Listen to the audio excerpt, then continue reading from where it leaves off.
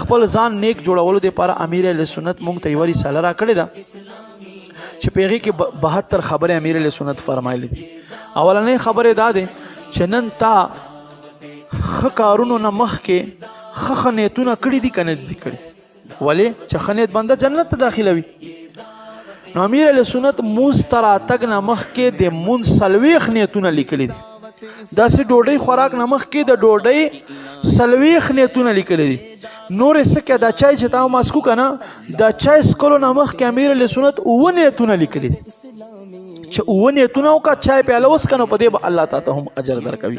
نو ما عزتمندو دا 72 مند انعامات رساله ځان سره کوي واخلئ او دا روزانه فیل کوئ. دې سره په سړي کې یو قسم ته جذبه د نیک اعمالو پیدا کیږي. نو نیک اعمال کول پکار دي.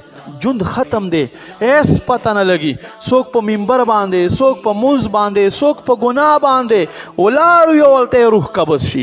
نو خوش قسمت هغه دی چې په منبر باندې روح قبض شو. خوش قسمت هغه دی چې په مونځ کې روح قبض شو.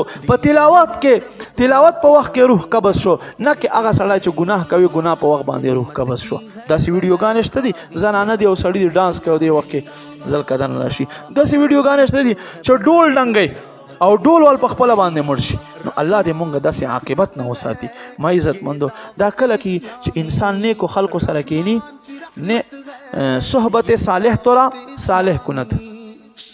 مولانا رومی رحمت الله سے فرمائی صحبت صالح تورا صالح کند صحبت طالح تورا طالح کند. فرمائی دې نیکو خلکو صحبت د نیکو خلکو ناسته به تا نیک جوړ کړي او د بدو خلکو ناسته به تا بد جوړ کړي. نو ستا مرضی دی چې ته چا سره کینې. فرمائی یک زمانه صحبت با اولیاء بهتر از 100 ساله تدبیریا. یو لمحه چې نیکانو سره کینې دا د 100 کالو عبادت نه غوره خبر دی. نو ما عزتمندو الحمدلله هرې جمعې په شپې باندې هلته هفتهوار اجتماع کېږي. اجتماع کې هم کوشش کوئ اول نه تر اخره پورې په شوق سره راځئ. دا سستی ختمه کوئ. ځان سره نور کسان راولوئ. او بل دې نه علاوه 5 تاریخ ته به انشاءالله مدني قافلې سفر کوي د 10 ورځې.